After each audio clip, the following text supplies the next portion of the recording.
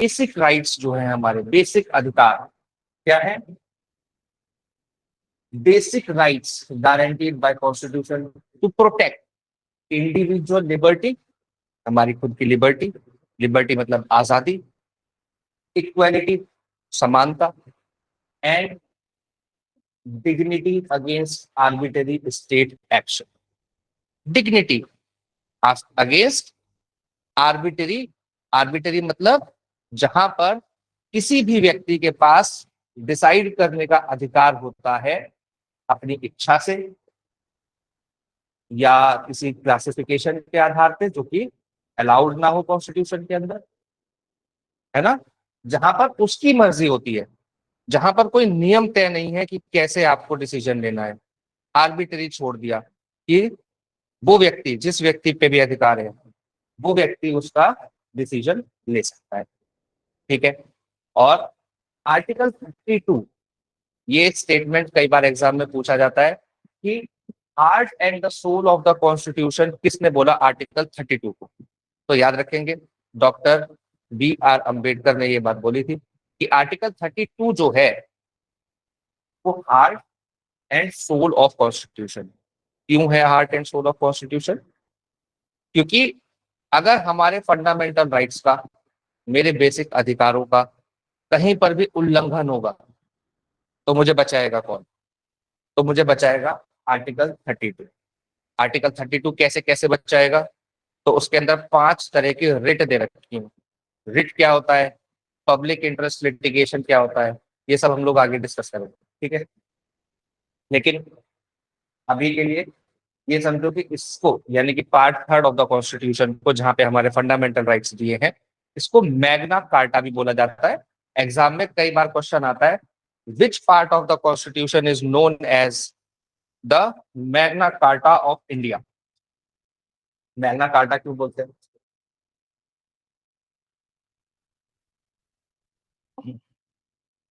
इतिहास में पहली बार अगर रिटन बेसिक राइट्स किसी राजा ने जनता को दिए थे तो उस डॉक्यूमेंट का नाम था मैग्ना कार्टा। इसलिए इसको बोला जाता है, पार्ट थर्ड को बोला जाता है, क्योंकि ये हमको बेसिक राइट्स देता है, बेसिक ह्यूमन राइट्स देता है। ठीक है। तो इसको बोला जाता है मैग्ना कार्टा ऑफ इंडिया। ये क्वेश्चन भी एग्जाम में पूछा जाता है। ठीक है। तो सबसे पहले जो फंडामेंटल राइट्स, यानी कि जो हमारे बेसिक अधिकार हैं, इनको देने का आइडिया कहाँ से आया? तो याद रखेंगे, bill of rights of USA. ठीक है। French declaration right of man, French declaration of the rights of man, पुरुष के अधिकार। हालांकि मैन यहां लिखा है लेकिन सभी लोगों के लिए। ठीक है। Fundamental rights resolution adopted by Indian National Congress at Karachi in 1931, Karachi अधिवेशन के अंदर 1931 में जो फंडामेंटल राइट्स रिजोल्यूशन दिया गया था उसमें से। और नेचुरल राइट फिलोसफी जो है, liberty and humanity, liberty and human dignity, ये क्या है? ये नेचुरल राइट की फिलोसफी है। नेचुरल राइट्स क्या होते हैं? नेचुरल राइट्स क्या होते हैं? जहां पर मेरे को सुनने का अधिकार हो, मतलब मेरे को अधिकार हो कि मेरे को भी सुना जाए। जो व्यक्ति, जिस व्यक्ति के ऊपर मुकदमा चल रहा है वो व्यक्ति जज ना हो। ठीक है। तो इसको बोलते हैं कि हमको क्या मिला? Natural rights, natural rights. ठीक है। आगे चलते हैं, देखो क्या क्या चीजें इसके अंदर आती है। तो ओरिजिनली, हालांकि हमारे फंडामेंटल राइट्स बहुत सारे हैं, लेकिन अगर हम पीसीएस के पर्सपेक्टिव से देखें तो इसके अंदर ही कई बार ये क्वेश्चन पूछा जाता है कि कितने फंडामेंटल राइट्स हैं, है ना, कितने फंडामेंटल राइट्स हैं। तो originally the constitution provided 7 categories of fundamental rights, 7 categories में फंडामेंटल राइट्स को रखा था ओरिजिनली। लेकिन right to property under article 31, तो राइट टू प्रॉपर्टी 31 के अंदर जो राइट टू प्रॉपर्टी था उसको हटा के, पार्ट थर्ड से हटा के, bye 44th constitutional amendment act, उसको वहां से हटा के आर्टिकल 300A में डाल दिया। ठीक है। 19(1)(f है ये। ठीक है, याद रखेंगे, देख लेंगे आगे। राइट टू प्रॉपर्टी एफ ही होना चाहिए। अब पार्ट थर्ड, एक तो ये पूछता है कि कौन से पार्ट में हमारे फंडामेंटल राइट्स दिए हैं। एक ये पूछता है क्वेश्चन कि कौन से आर्टिकल से शुरू होकर कौन से आर्टिकल तक जाता है। तो आर्टिकल 12 से शुरू होता है और आर्टिकल 35 तक हमारे फंडामेंटल राइट्स दिए गए हैं। ठीक है, अब देखो इसका जो डिवीजन है वो किस तरीके से है ना, थोड़ा सा ये जो मैप है ना, अपने दिमाग में बनाने की कोशिश करना आप, स्पेशली नेहा जी, है ना। बाकी सबके तो दिमाग में ये मैप होना ही चाहिए। बाकी छवि त्यागी, आप भी थोड़ा सा कोशिश करना कि आपके दिमाग में ये मैप बने, जिससे कि एग्जाम में फंडामेंटल राइट से डायरेक्ट क्वेश्चंस भी आते हैं कि इस आर्टिकल में क्या दे रखा है, आर्टिकल 15(4) में क्या दे रखा है, आर्टिकल 15(3) में क्या दे रखा है। तो आर्टिकल 15, 16 ये थोड़ा सा लंबे आर्टिकल है। इसके अलावा आर्टिकल 21 थोड़ा सा बड़ा आर्टिकल है, हालांकि आप लोगों को ऊपर से पढ़ने में बहुत छोटा लगेगा, लेकिन सबसे बड़ा आर्टिकल आर्टिकल 21 है। ठीक है, अभी जब पढ़ेंगे तो पता चलेगा। ठीक है, तो ये सिर्फ मैप है। कैसे कि एक तो जनरल प्रोविजंस यानी कि आर्टिकल 12, आर्टिकल 13। आर्टिकल 12 में स्टेट की डेफिनेशन है और आर्टिकल 13 में ये बता दिया कि कोई भी अगर लॉ होगा जो फंडामेंटल राइट के अगेंस्ट होगा, यानी कि फंडामेंटल राइट को एब्रिज करता होगा या उसको एब्रोगेट करता होगा, तो वो वॉइड हो जाएगा। बस इतना सा बताया, आगे पढ़ेंगे उसको डिटेल में थोड़ा सा। आर्टिकल 14 से 18 बता दिया राइट टू इक्वालिटी। ठीक है, 14 से 18। उसके बाद 19 से 22 क्या बता दिया, right to freedom. Right to freedom 19 से 22। ठीक है, 23 24 किसके लिए है, राइट अगेंस्ट एक्सप्लॉयटेशन। 25 से 28 रिलीजन, और 29-30 educational rights, educational and cultural rights, और 31A से 31C तक सेविंग लॉज है और सेविंग क्लॉज है, और 32 राइट टू कॉन्स्टिट्यूशनल रेमेडीज। 33 से 35 स्पेशल प्रोविजन है, उनको हम लोग आगे देखेंगे। ठीक है, ये हल्का सा दिमाग में मैप बनाने की कोशिश करना है क्या, कि 12-13 क्या देता है हम लोगों को, क्या देता है, थोड़े से दो प्रोविजन देता है। एक तो डेफिनेशन देता है लॉ की। लॉ की डेफिनेशन कई बार एग्जाम में पूछा जाता है कि कहाँ दे रखी है, तो लॉ की डेफिनेशन आर्टिकल 13 में है। याद रखना कहां पर है, आर्टिकल 13 में है। तो ये दोनों हो गए, article 12, article 13। Right to equality 14 से 18, 14 से 18 राइट टू इक्वालिटी, समानता का अधिकार। फिर राइट टू फ्रीडम 19 से 22। फिर right against exploitation 23-24। Right to freedom of religion 25-28। Educational rights 29-30। और बस इतना सा याद रखो, यहां तक याद रखो, यहां तक मैप बनाओ दिमाग में, 29-30। ठीक है, 29-30 एजुकेशनल राइट्स, 25 से 28 रिलीजन, 23-24 एक्सप्लॉयटेशन, 19 से 22 फ्रीडम, 14 से 18 इक्वालिटी, और 12-13 मिसलेनियस लॉज कह सकते हो। ठीक है, अब 12 देखो क्या कहता है। 12 देता है हमको स्टेट की डेफिनेशन। क्यों देता है स्टेट की डेफिनेशन, स्टेट की डेफिनेशन इसलिए देता है क्योंकि मोस्टली जितने भी फंडामेंटल राइट्स हैं हमारे, वो हमारे राइट किसी के अगेंस्ट होंगे ना। राइट है तो कहीं ड्यूटी भी होगी। मेरा अधिकार जब तक किसी की ड्यूटी नहीं बनेगा तब तक उस अधिकार का क्या फायदा। जैसे आपका अधिकार है कि आपका पर्स कोई चोरी ना करे, है ना छवि जी, आपका अधिकार है ना कि आपका पर्स कोई चोरी ना करे, ये आपका अधिकार है। तो सबकी ड्यूटी भी तो है कि सब लोग आपका पर्स चोरी नहीं करेंगे, ये उनकी ड्यूटी है। तो where there is a right there is a duty. ठीक है, जहां पर अधिकार है वहां पर ड्यूटी है। ठीक है, मेरा right is any one else duty, किसी और की जिम्मेदारी है मेरे अधिकार को बचा के रखना। मेरे फंडामेंटल राइट को बचा के रखना किसकी ड्यूटी है, स्टेट की ड्यूटी है। मतलब मोस्टली जितने भी फंडामेंटल राइट्स हैं वो मेरे स्टेट के अगेंस्ट है, राज्य के विरुद्ध। ठीक है, अब राज्य के विरुद्ध है तो सबसे पहले ये पता होना चाहिए राज्य क्या होता है। तो राज्य की डेफिनेशन यानी कि स्टेट की डेफिनेशन कहां दे दी, आर्टिकल 12 के अंदर। क्या कहते हैं आर्टिकल 12 के अंदर, कहते हैं कि भाई state includes government and parliament. Government और पार्लियामेंट में क्या अंतर होता है? छवि त्यागी जी, गवर्नमेंट और पार्लियामेंट, इन दो शब्दों में क्या अंतर है?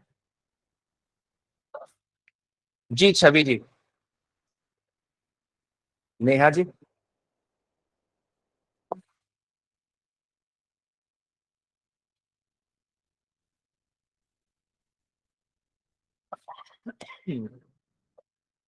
जब तक बताओगे नहीं तो आगे कैसे बढ़ेंगे? गलत नहीं बताओगे तो भी चलेगा।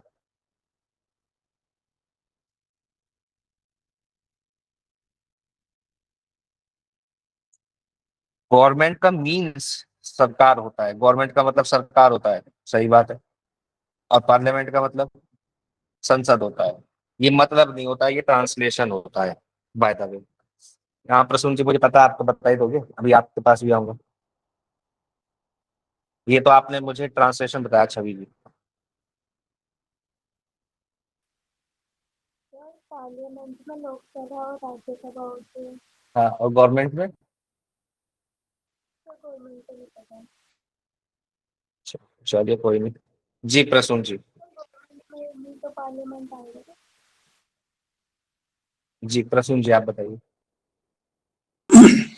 सर पार्लियामेंट में तो सारे इलेक्टेड मेंबर्स होते हैं पार्लियामेंट के, हम्म, पूरी कंट्री के, और जो गवर्नमेंट होती है hmm, that includes prime minister and the council of ministers who run the government.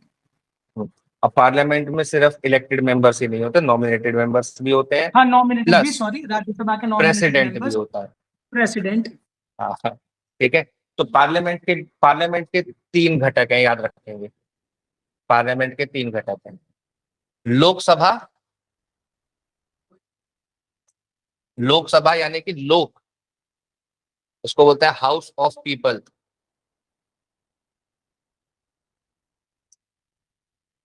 लोक यानी कि जनता। यहाँ पर कौन लोग जाते हैं?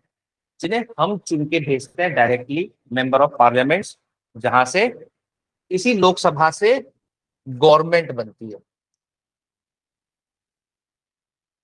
अभी बताते हूँ कैसे। एक हो गया राज्यसभा,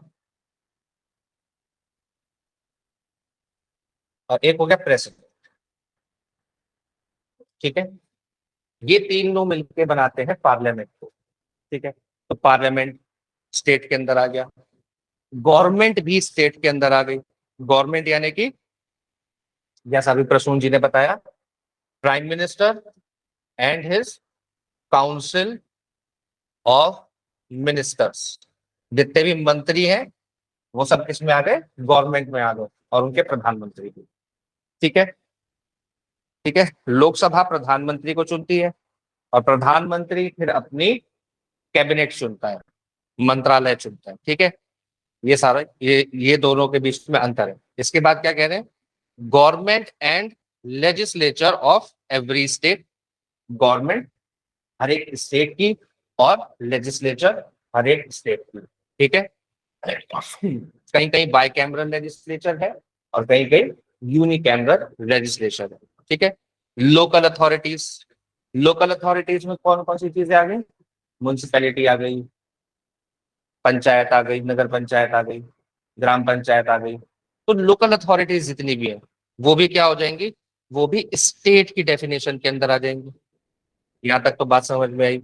अब ये कहते हैं other authorities within the territory of India and other authorities under the control of the government of India, whether it is established outside India और within India. If it is under the control of government of India, तो वो क्या बन जाता है? वो state बन जाता है हमारे लिए। ठीक है, अब स्टेट बन जाता है तो फंडामेंटल राइट्स का इम्प्लीमेंटेशन करना जरूरी हो जाता है। अब ये अदर अथॉरिटीज कौन सी अथॉरिटीज हैं, ये समस्या बनती है कि अदर अथॉरिटीज के अंदर कौन कौन सी अथॉरिटीज आएंगी। तो इस समस्या को सुलझाने के लिए बहुत सारे वैसे तो केसेस हुए, है ना, जिसके अंदर प्रोमिनेंट केसेस, क्योंकि लॉ की क्लास नहीं है इसलिए हम लोग बिल्कुल कम केसेस को डिस्कस करेंगे, हल्का हल्का सा याद रखने की कोशिश करें। जो लैंडमार्क केसेस है कम से कम उनको याद रखना, है ना। एक दो केसेस जो पूछे गए हैं एग्जाम के अंदर, पीसीएस के अंदर, वो मैं आप लोगों को स्पेशली बताता चलूंगा कि ये वाले पूछे गए। तो Rajasthan electricity board versus Mohan Lal का एक केस हुआ जिसके अंदर ये बात उठी कि क्या राजस्थान इलेक्ट्रिसिटी बोर्ड स्टेट की डेफिनेशन के अंदर जो अदर अथॉरिटीज लिखा हुआ है उसके अंदर आएगी या नहीं आएगी, क्या ये स्टेट के अंदर आएगी या नहीं आएगी। तो इसके अंदर बोला इसके अंदर बोला कि other authorities is not limited to the bodies performing sovereign state function. जो सोवरन स्टेट फंक्शन कर रहे हैं केवल उन तक सीमित नहीं है, यानी कि इट हैज वाइडर मीनिंग। केवल अदर अथॉरिटीज को हम इजस्डम जनरिस से इंटरप्रेट नहीं कर सकते। इजस्डम जनरिस क्या होता है? As it is. As it is मतलब कि जो पीछे से चला आ रहा है। पीछे से कहां से चला आ रहा है? जो पहले चीजें लिख दी। कहां लिख दी चीजें? ये जो लिख दिया, government, parliament, government, legislature, local authorities, इससे हम लोग उसको इंटरप्रेट नहीं कर सकते। सोवरन फंक्शन, सोवरन फंक्शन यानी कि जो स्टेट का, सोवरन स्टेट का फंक्शन है, स्टेट खुद कर रहा है, केवल वहां तक सीमित नहीं रख सकते हम स्टेट की डेफिनेशन को। फिर एक केस हुआ R D Shetty versus international airport authority का। इसके अंदर क्या बोला गया? A government instrumentality can not act arbitrarily while awarding contracts. R D Shetty contract लेना चाहता था, है ना? इसके साथ क्या हुआ? डिस्क्रिमिनेशन हुआ, आर्बिटरीली डिसाइड किया गया केस को, है ना? आर्बिटरीली कॉन्ट्रैक्ट को बांटा गया, ठीक है। तो इसमें क्या बोला? Government instrumentality. International airport authority क्या है? गवर्नमेंट इंस्ट्रूमेंटेलिटी है। तो गवर्नमेंट इंस्ट्रूमेंटेलिटी भी क्या हो जाएगी? स्टेट की डेफिनेशन के अंदर आ जाएगी, ठीक है। अजय हाशिया का केस हुआ। मैं बहुत ज्यादा डिटेल में इनको डिस्कस नहीं कर रहा हूँ, हालांकि ये बहुत लंबे लंबे केसेस है, बस हल्का हल्का सा देख लो आप लोग, है ना। A society registered under the statute may still be a state if it is substantially controlled by the government. अगर उसको गवर्नमेंट कंट्रोल कर रही है और वो स्टेट्यूट किसी लॉ के अंदर रजिस्टर्ड है और कहा क्या है?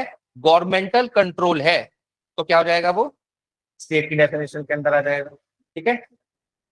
सबसे लास्ट में एक प्रदीप कुमार बिस्वा के अंदर कि फाइनेंशियली, फंक्शनली और एडमिनिस्ट्रेटिवली अगर डोमिनेटेड बाय गवर्नमेंट है तो क्या हो जाएगा? वो भी स्टेट की डेफिनेशन के अंदर आ जाएगा। कोई भी बॉडी है, which ever body it is, अगर वो क्या है? फाइनेंशियली, यानी कि उसके अंदर स्टेट का क्या है? स्टेट का 51% भागीदारी है। फंक्शनली, यानी कि उस बॉडी के अंदर, चाहे जैसे एनसीईआरटी के ऊपर एक बार क्वेश्चन उठा था कि क्या वो स्टेट है या नहीं, हालांकि लास्ट में डिसाइड किया गया एनसीईआरटी स्टेट नहीं है। बीसीसीआई के बारे में भी क्वेश्चन उठा था कि बीसीसीआई स्टेट है या नहीं। बीसीसीआई जो क्रिकेट बोर्ड है हमारा, है ना, board of cricket control in India, है ना, तो उसके अंदर भी क्या था? ये क्वेश्चन उठा कि वो स्टेट है या नहीं, तो उसको भी क्या बोला सुप्रीम कोर्ट ने? कि वो स्टेट नहीं है, ठीक है। इसी तरीके से एक बार क्वेश्चन उठा था कि क्या ये जो प्राइवेट कॉलेजेस हैं, डीम्ड यूनिवर्सिटीज जो हैं, क्या वो स्टेट की डेफिनेशन के अंडर में आएंगी या नहीं आएंगी, ठीक है। तो ये भी एक बार क्वेश्चन उठा था, तो वो भी स्टेट की डेफिनेशन के अंदर नहीं आती है, ठीक है। ध्यान रखेंगे ये सारी चीजें जो प्राइवेट डीम्ड यूनिवर्सिटीज है, ठीक। And administratively dominated by government. Administratively dominated by government मतलब जहां पर लोगों के अपॉइंटमेंट को लेके, उनके रिमूवल को लेके डिसीजन कौन ले रहा है? गवर्नमेंट ले रही है, तो वो भी स्टेट की डेफिनेशन के अंदर आ जाएंगे। जुडिशरी पे एक बार क्वेश्चन उठा कि क्या जुडिशरी स्टेट है या नहीं, तो जुडिशरी के लिए कहा गया जो जुडिशरी के एडमिनिस्ट्रेटिव एक्शंस हैं। एडमिनिस्ट्रेटिव एक्शंस मतलब मान लो किसी के अपॉइंटमेंट को लेके है, किसी के रिमूवल को लेके है, किसी के ट्रांसफर को लेके है, तो उस समय तो वो स्टेट है। लेकिन जब वो जुडिशियल कैपेसिटी में काम कर रहा है, यानी कि जब वो जजमेंट कर रहा है, उस समय वो स्टेट की डेफिनेशन के अंदर नहीं आता, ठीक है। याद रखेंगे, judicial decision are orderly challenge through appeal, review or curative petition rather than by treating the court as state authority under Article 12. तो जुडिशियल डिसीजन के लिए आप लोग अपील कर सकते हैं, क्यूरेटिव पेटिशन डाल सकते हैं और रिव्यू कर सकते हैं, रिवीजन में जा सकते हैं, बहुत सारे ऑप्शंस, लेकिन उसको आर्टिकल 12 में स्टेट मान के डायरेक्टली सुप्रीम कोर्ट नहीं जाया जा सकता। ठीक है, अब एक है आर्टिकल 13। आर्टिकल 13 क्या कहता है? आर्टिकल 13 कहता है कि साहब जो कॉन्स्टिट्यूशन के लागू होने से पहले जो कानून थे वो वॉइड हो जाएंगे टू द एक्सटेंट। कितने वॉइड हो जाएंगे? क्योंकि लॉ तो अभी भी पुराने वाले चल ही रहे हैं ना, आजादी से पहले के बहुत सारे लॉ अभी तक चल रहे हैं, आईपीसी अभी तक चल रहा था, सीआरपीसी चल रहा था, सीपीसी अभी भी चल रहा है ना, तो ये बहुत सारे लॉज अभी भी चल रहे हैं। ये क्या कहता है? कितने वॉइड हो जाएंगे? सिर्फ उतना वॉइड होगा जितना कि इनकंसिस्टेंट होगा इस पार्ट के। इस पार्ट के मतलब पार्ट 3 ऑफ द कॉन्स्टिट्यूशन के जो इनकंसिस्टेंट होगा वो वॉइड हो जाएगा, केवल उतना पार्ट वॉइड होगा। ठीक है, क्या कहता है? A law existing before 26 January 1950 becomes void only to the extent that it is inconsistent with fundamental rights। जितना इनकंसिस्टेंसी होगी फंडामेंटल राइट से बस उतना वॉइड हो जाएगा। ठीक है, इसके अलावा कहता है कि जो कॉन्स्टिट्यूशन के बाद लॉ बनेगा, तो कहता है स्टेट ऐसा कोई लॉ नहीं बना सकती, स्टेट ऐसा कोई लॉ नहीं बना सकती जो कि विच टेक्स अवे, जो ले जाए या एब्रिज कर दे किसी फंडामेंटल राइट को, बाईपास कर दे किसी फंडामेंटल राइट को, तो ऐसा कोई लॉ नहीं बना सकती। अगर ऐसा कोई लॉ बनाएगी तो क्या होगा? सुप्रीम कोर्ट रिव्यू करके उसको क्या कर सकता है? वॉइड घोषित कर सकता है। ठीक है,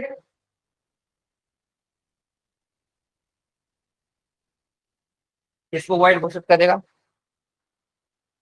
लॉ को। किसको? लॉ को वॉइड घोषित करेगा ना। सबसे पहले ये पता होना चाहिए लॉ क्या है। तो लॉ कोई भी ऑर्डिनेंस है, कोई भी ऑर्डर है, कोई भी बाई लॉ है, रूल है, रेगुलेशन है, नोटिफिकेशन है, कस्टम है, यूजेज है, having the force of law. Custom और usages having the force of law. Custom और यूजेज ये कैसे लॉ बन सकता है? हाँ जी, जी कविता जी बताओ कि कस्टम और यूजेज को लॉ कैसे बोल सकते हैं? सबसे पहले तो ये बताओ कस्टम क्या होता है?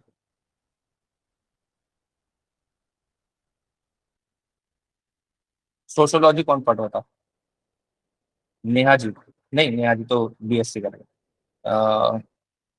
कविता जी आप ही तो पढ़ रहे हो सोशियोलॉजी या साइकोलॉजी पढ़ रहे हो आप?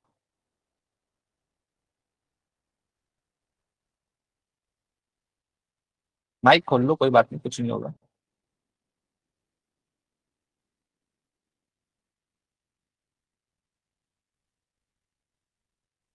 जी मिसबा जी आप बताओगे?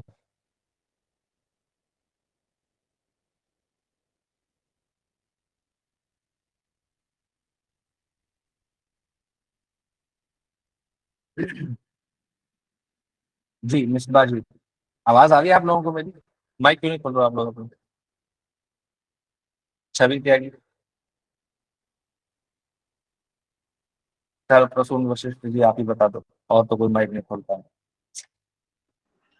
Hello ji Misba ji. Sir, am I audible? Yes yes.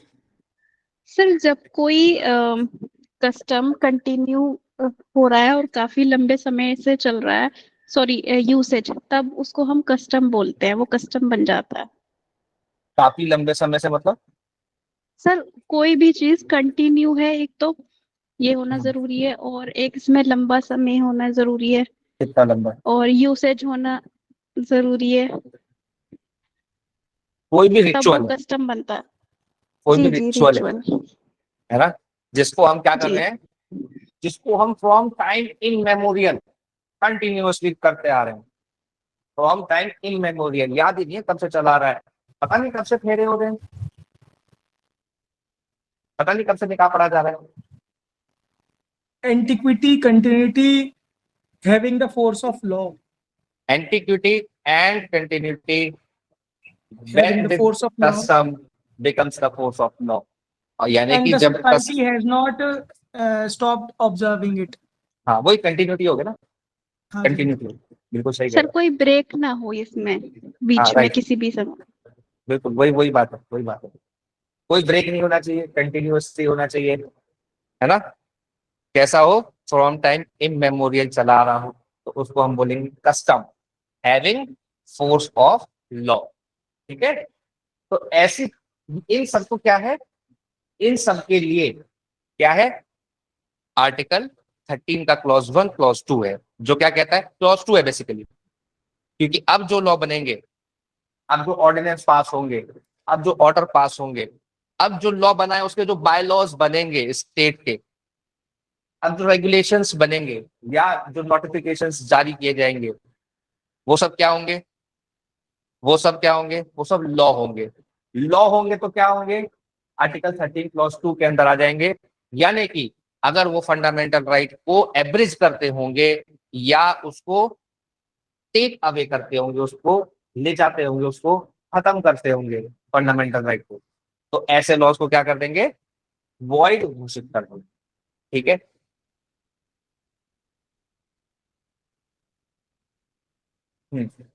एक आता है फिर इसके अंदर, तीन डॉक्ट्रिन आती है, वैसे तीन डॉक्ट्रिन को हल्का हल्का सा समझ लो। तीन डॉक्ट्रिन क्या कहती है, डॉक्ट्रिन ऑफ सेवरेबिलिटी है। डॉक्ट्रिन ऑफ सेवरेबिलिटी क्या कहती है, डॉक्ट्रिन ऑफ सेवरेबिलिटी कहती है कि भाई अगर एक कानून है, एक लॉ है, और वो इनकंसिस्टेंट विद फंडामेंटल राइट्स है, यानी कि फंडामेंटल राइट्स को वायलेट करता है, तो पूरे के पूरे लॉ को खत्म नहीं कर देना, केवल उतना पार्ट खत्म करना जो इनकंसिस्टेंट है। लेकिन अगर इनकंसिस्टेंट पार्ट को हटाने से उस लॉ को बनाने का ऑब्जेक्टिव ही समाप्त हो जा रहा है, तो पूरा का पूरा लॉ ही क्या करना है, वॉइड घोषित कर देना है। सेवरेबिलिटी का मतलब जहां तक अलग किया जा सके, इसको हिंदी में बोलते हैं पृथक्करण का सिद्धांत। ठीक है, पृथक्करण का सिद्धांत, अलग करने का। ठीक है, अलग करने का, क्या अलग करने का, जितना वॉइड है उतना अलग, और मतलब जितना इनकंसिस्टेंट है उतना अलग करके वॉइड घोषित करना, और जो इनकंसिस्टेंट नहीं है, ऑब्जेक्टिव को फुलफिल करता है, तो वो चलता रहेगा, वो ठीक है, उसको वॉइड घोषित नहीं करेंगे। ठीक है, उसके अलावा आती है doctrine of eclipse. Doctrine of eclipse क्या है, एक्लिप्स क्या होता है पहले ये बताओ Neha ji, what is eclipse.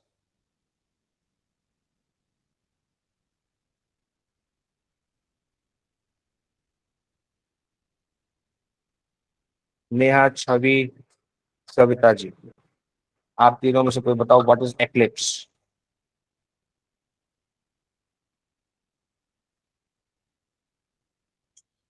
चलो जी, मिस बाजी, प्रसून जी, आप लोग बताओ व्हाट इज एक्लिप्स।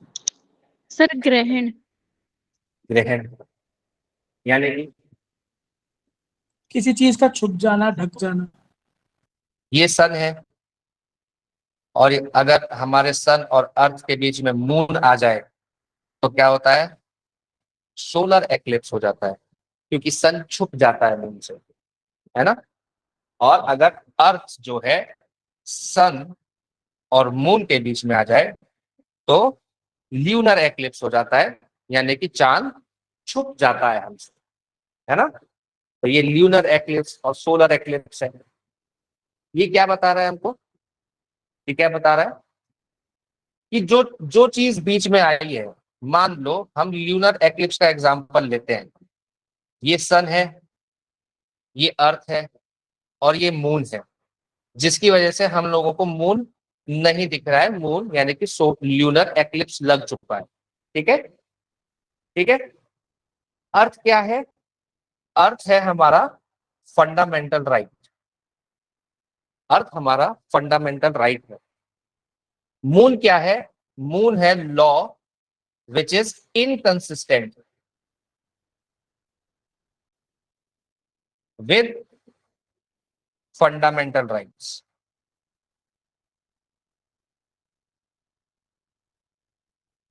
अब फंडामेंटल राइट्स से जब तक ये इनकंसिस्टेंट रहेगा तब तक ये वॉइड रहेगा, लेकिन मून एक समय पर ऐसा भी तो हो सकता है कि मूव होके यहाँ पर आ जाए, और इसकी रोशनी इस पर पड़ के और चंद्र ग्रहण समाप्त हो जाए, सन की रोशनी मून पर पड़े और ल्यूनर एक्लिप्स समाप्त हो जाए, तब तो वो लॉ कंसिस्टेंट हो जाएगा।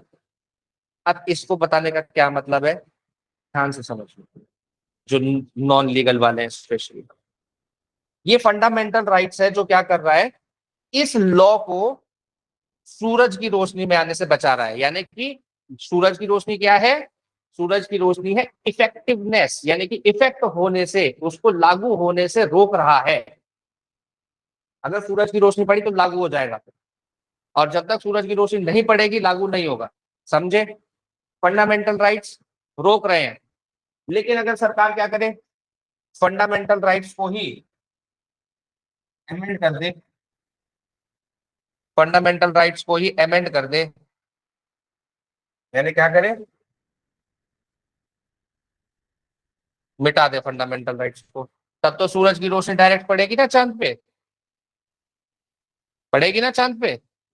तो यानी कि क्या है, डॉक्ट्रिन ऑफ एक्लिप्स, कि कोई भी लॉ इनकंसिस्टेंट है अगर फंडामेंटल राइट्स के, तो तभी तक वॉइड रहेगा जब तक कि वो इनकंसिस्टेंसी चल रही है। जिस दिन वो इनकंसिस्टेंसी खत्म हो गई, यानी कि फंडामेंटल राइट्स में अमेंडमेंट हो गया और फंडामेंटल राइट्स को चेंज कर दिया गया, उस दिन वो लॉ इफेक्टिव हो जाएगा। इसीलिए वो लॉ क्या होता है, डेड नहीं होता है, डोरमेंट हो जाता है। क्या हो जाता है, डोरमेंट हो जाता है। अब मुझे ये बताओ, ये पॉइंट समझ में आया नेहा जी, छवि जी और कविता जी? अब यहाँ पे तो आपको कुछ ना कुछ बताना पड़ेगा किसी भी तरीके से, चाहे हाथ उठा के, थम्स अप करके, तीनों बताओगे तब आगे बढ़ेंगे।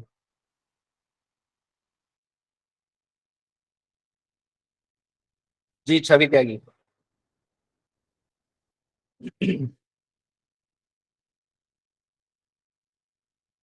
ठीक है, ये बात समझ में आई।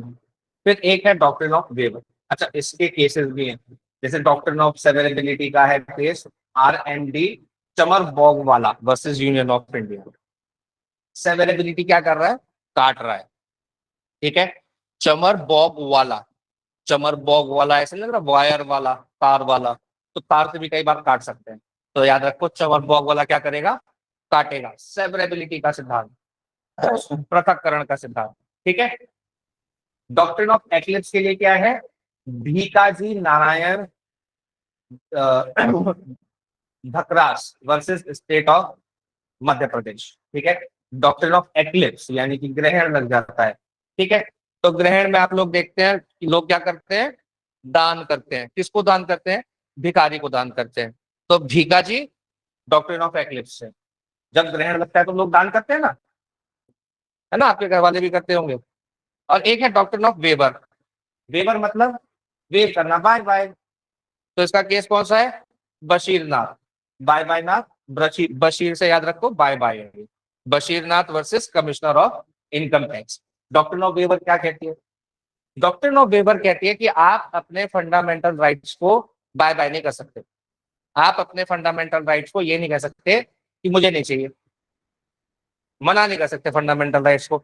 अ person can not voluntarily waive fundamental rights because these rights are embody public policy, ठीक है। ये पब्लिक पॉलिसी का हिस्सा है और इनको बाय बाय नहीं किया जा सकता। किसने बताया, बशीर नाथ, ठीक है।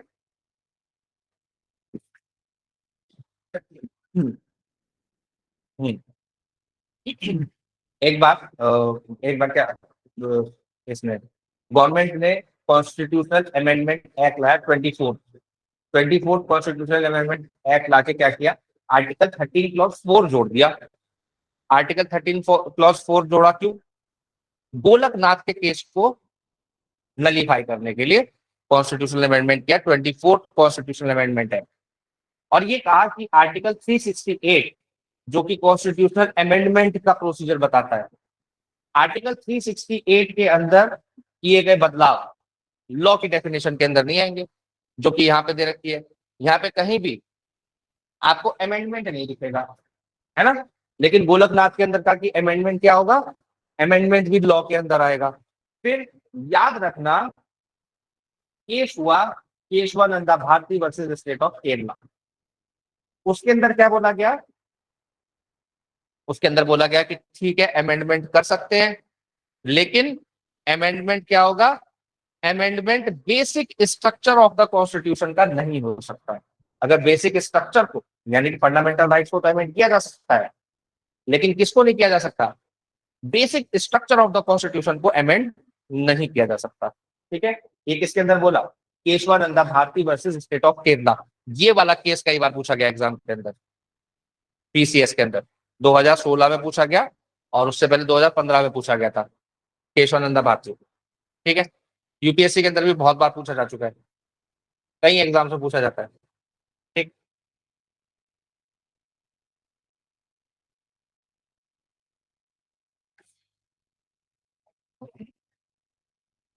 अब देखो आ जाते हैं यहाँ पे आर्टिकल 14। आर्टिकल 14 हमने उस दिन भी देखा था कि हमें क्या देता है, राइट टू इक्वालिटी देता है। और क्या कहता है, कहता है कि every one has right before law, equality before law and equal protection of law. दो चीजें बोलता है और दोनों अलग चीजें।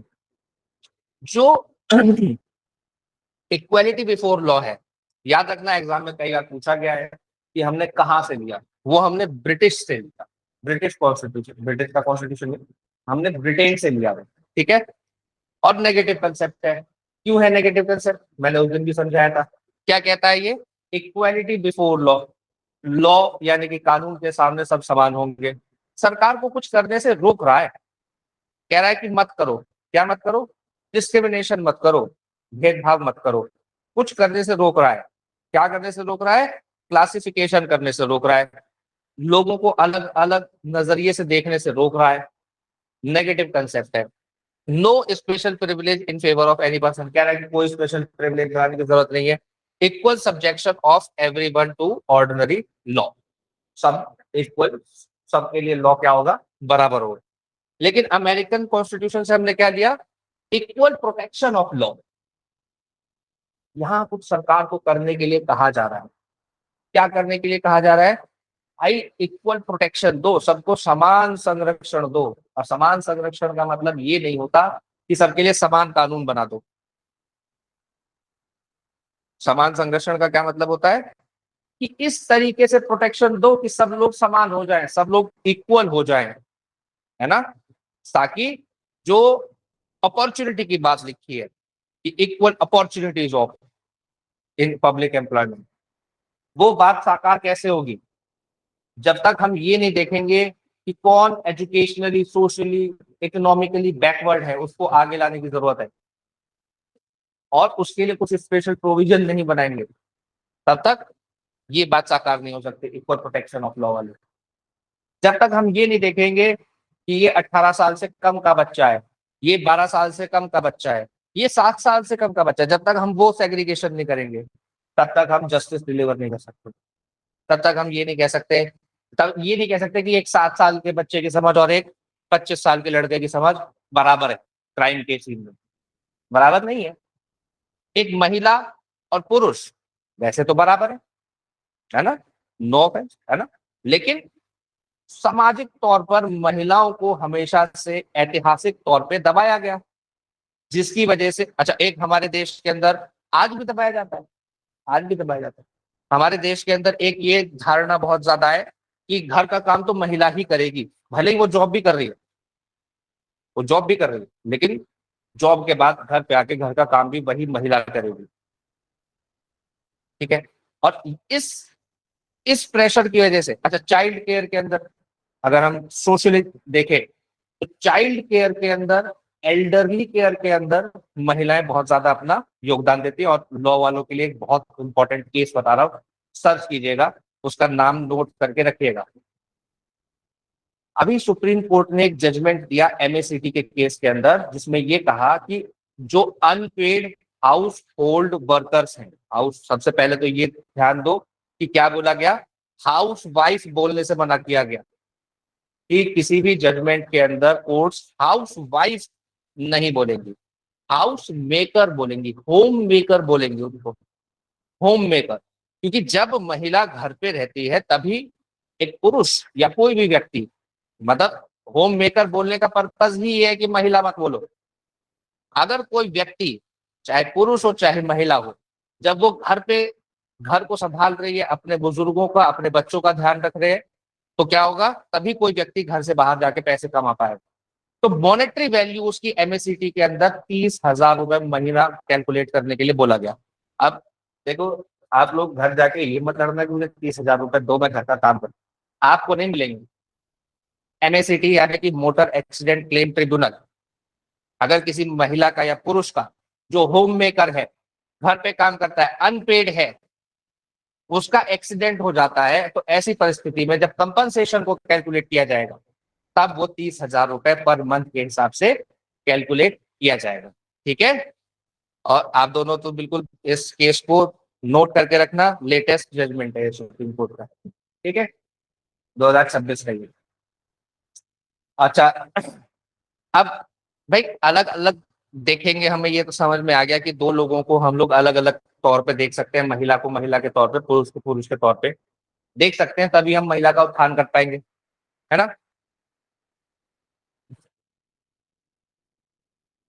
तो ये क्या हो गया, क्लासिफिकेशन हो गया। तो क्लासिफिकेशन कैसा होना चाहिए, कैसे करेंगे क्लासिफिकेशन? क्लासिफिकेशन रीजनेबल होना चाहिए। और रीजनेबल क्लासिफिकेशन कौन सा होता है? जब दो चीजें होती हैं, पहली, एक तो इंटेलिजिबल डिफरेंशिया होना चाहिए, और दूसरी, उस इंटेलिजिबल डिफरेंशिया का रैशनल नेक्सस होना चाहिए ऑब्जेक्ट के साथ। ऑब्जेक्ट के साथ, किसके ऑब्जेक्ट के साथ? जिस लॉ के बारे में हम बात कर रहे हैं उस लॉ के ऑब्जेक्ट के साथ। ठीक है, अब जैसे पॉक्सो एक्ट बनाया गया, prevention of children from sexual offences act, POCSO act, है ना, prevention of children from sexual offences act. तो इसके अंदर जो 18 साल से कम का है, जिसकी एज 18 साल से कम है, उसको अलग नजरिए से देखा गया, उसको अलग प्रोविजन, उसके लिए अलग प्रोविजन बनाए गए प्रोटेक्शन के लिए, क्योंकि उसको प्रोटेक्शन की जरूरत है, क्योंकि उसकी कंसेंट की कोई वैल्यू नहीं है ना, अभी वो अपने डिसीजन लेने के लिए कैपेबल नहीं है अकॉर्डिंग टू लॉ। ठीक है, इसको बोलते हैं इंटेलिजिबल डिफरेंशिया। क्या? Below 18, above 18, man, women. जब आप दोनों को अलग अलग सही से आइडेंटिफाई कर सकते हैं, इजीली आइडेंटिफाई कर सकते हैं कि 18 साल से नीचे का है, 18 साल से ऊपर का है, आधार कार्ड देख लो, डॉक्यूमेंट्स देख लो, लड़का आदमी है, पुरुष है, महिला है, इजीली आइडेंटिफाई किया जा सकता है ना। ओबीसी है, एससी है, एसटी है। ठीक है, तो ये सब क्या है? इंटेलिजिबल डिफरेंशिया है। अब किसी भी कानून को बनाते हुए सरकार ऐसे ही इंटेलिजिबल डिफरेंशिया नहीं डाल सकती अपनी मर्जी से। उस इंटेलिजिबल डिफरेंशिया का, यानी कि उस क्लासिफिकेशन का, समाज को जो दो हिस्सों में दो नजरों से देखा सरकार ने, उस देखने का क्या होना चाहिए? नेक्सस होना चाहिए। नेक्सस यानी कि मिली भगत होनी चाहिए, किसके साथ? ऑब्जेक्ट के साथ। ऑब्जेक्ट क्या है पॉक्सो के अंदर? To protect the children below 18, 18 साल से नीचे के बच्चों को प्रोटेक्ट करना from sexual offences, sexual offences से बचाने के लिए। तो ऐसा करने के लिए देखना पड़ेगा ना दोनों को अलग अलग, तो इसको बोलते हैं nexus with the object of law. ठीक है, तो नेक्सस जब तक नहीं होगा, तब तक क्या नहीं होगा? तब तक हम उस क्लासिफिकेशन को रीजनेबल क्लासिफिकेशन नहीं मानेंगे। समझ में आई ये बात? कविता जी, नेहा जी और छवि जी, ये बात समझ में आई कि रीजनेबल क्लासिफिकेशन किसको बोलते हैं? छवि, कविता जी।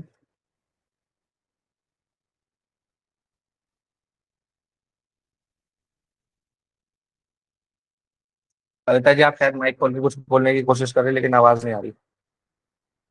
हम्म, ठीक ठीक है। अब एक ये है E P Royappa versus state of Tamil Nadu. इसके अंदर क्या बोला गया? अच्छा, पहले तो इक्वालिटी को हम लोग अलग नजरिए से देखते थे, फिर नजरिया क्या बना, ये वाला जो अभी हमने डिस्कस किया कि इक्वालिटी कैसे होनी चाहिए भाई, क्लासिफिकेशन कर सकते हैं, अलग अलग नजरिए से देख सकते हैं लोगों को।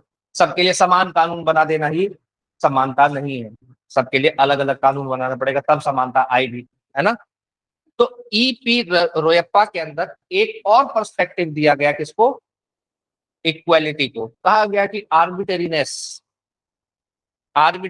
Is antithesis of equality. मतलब कि आर्बिटरीनेस जो है वो दुश्मन है इक्वालिटी की। जहां भी आप व्यक्ति को आर्बिटरी डिसीजन लेने के लिए छोड़ोगे, जहां पर भी आप रीजन, क्वालिफिकेशन, इनके आधार पे नहीं, बल्कि व्यक्ति की निजी पसंद के आधार पे कोई काम करने के लिए, कोई अपॉइंटमेंट करने के लिए, कोई एडमिशन करने के लिए छोड़ोगे, तो वो इक्वालिटी का एंटीथेसिस होगा, इक्वालिटी का दुश्मन होगा। समझ में आई बात? आर्बिट्रेरली जहां पर भी डिसीजन लेने की आजादी होगी, वहां क्या होगा? इक्वालिटी का सबसे पहले मर्डर हो जाएगा। मेनका गांधी ने भी एक और अलग पर्सपेक्टिव दिया, बोला कि जो स्टेट का एक्शन है, जो स्टेट जो भी करती है, वो कैसा होना चाहिए? वो जस्ट, फेयर और रीजनेबल होना चाहिए। ठीक है, जस्ट, फेयर और रीजनेबल होना चाहिए। ठीक है, इसको आगे समझेंगे हम लोग आर्टिकल 21 के साथ, मेनका गांधी वाले केस को। ठीक है, मेनका गांधी वाला आर्टिकल 21 से एकदम कनेक्टेड है और वहीं पर ज्यादा रेलिवेंट है। इसके अलावा एक शायरा बानो का केस था। शायरा बानो के केस में क्या हुआ था? कोई बता सकता है शायरा बानो वाला केस? बहुत ही फेमस है और सभी लोगों को पता है, मेरे ख्याल से मूवी भी बनी है इसके ऊपर, शायरा बानो के ऊपर। देखिए आप लोगों ने, कविता जी, छवि जी, नेहा जी, किसी ने देखी है ये मूवी शायरा बानो वाली? क्या केस था ये?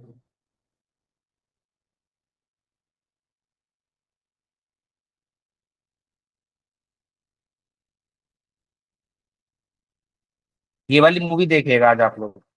ठीक है, मतलब अगर समय मिल पाए तैयारी से थोड़ा सा, और कविता जी थोड़ा सा अगर समय मिल पाए आप लोगों को, तो शायरा बानो के ऊपर एक मूवी है बहुत अच्छी, वो आप लोग देखेंगे तो आप लोगों को ये केस बहुत अच्छे से समझ में आ जाएगा कि ये क्या है।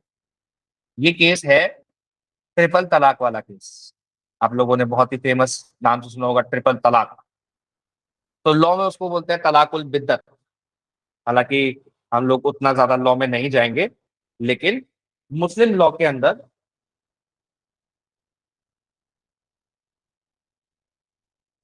दो तरह के तलाक होते हैं, तलाकुल सुन्नत और बिद्दत। बिद्दत बुरा माना जाता है, जिसको हम लोग जानते हैं नॉर्मली ट्रिपल तलाक के नाम से। ठीक है, ट्रिपल तलाक। और इसी ट्रिपल तलाक को एबॉलिश किया गया था Shayara Bano versus union of India. फिर इसके बाद ये Muslim women protection of rights on marriage act 2019 आया, तो उसके बाद ट्रिपल तलाक को क्या कर दिया गया? बैन कर दिया गया। ठीक है, हालांकि इसके पीछे बहुत लंबी कहानी है, अभी उस कहानी में हम लोग इसलिए नहीं जाएंगे क्योंकि हम लोग लॉ के लिए नहीं पढ़ रहे, हम लोग पीसीएस के लिए पढ़ रहे हैं। ठीक है, हालांकि आप लोग जो लॉ वाले हैं वो मेरी व्यथा को समझ सकते होंगे कि कितने इंटरेस्टिंग और इतने अच्छे प्रोविजंस को हम लोग इतनी जल्दी जल्दी पढ़ रहे हैं। ठीक है, एक्सेप्शन है कुछ इक्वालिटी के, याद रखेंगे। तो प्रेसिडेंट और गवर्नर जो, उन लोगों को स्पेशल प्रोविजंस दिए हुए हैं आर्टिकल 360 के अंदर, आर्टिकल 361 के अंदर स्पेशल प्रोटेक्शंस है गवर्नर और प्रेसिडेंट के लिए कि उनके खिलाफ क्रिमिनल केसेस नहीं हो सकते। एमपीज एंड स्टेट लेजिस्लेचर, इसके अंदर लेजिस्लेटिव प्रिविलेजेस है, पार्लियामेंट्री प्रिविलेजेस दे रखे हैं एमपीज के लिए। और फॉरेन डिप्लोमेट्स जो है, जो फॉरेन से डिप्लोमेट्स आते हैं, एम्बेसडर्स आते हैं, तो उनको डिप्लोमेटिक इम्यूनिटी मिली हुई होती है। जो जजेस हैं, वो जब बोनाफाइडली क्या कर रहे हैं, जुडिशियल एक्ट कर रहे हैं, तो उस समय पर भी वो लोग प्रोटेक्टेड। ठीक है, वहां पर आर्टिकल 14 का वायलेशन नहीं माना जा सकता। आप बताओ, किसी का कोई डाउट है? किसी का भी? छवि, कविता, कविता जी, नेहा जी, मिसबा जी, प्रसून जी, एनी डाउट?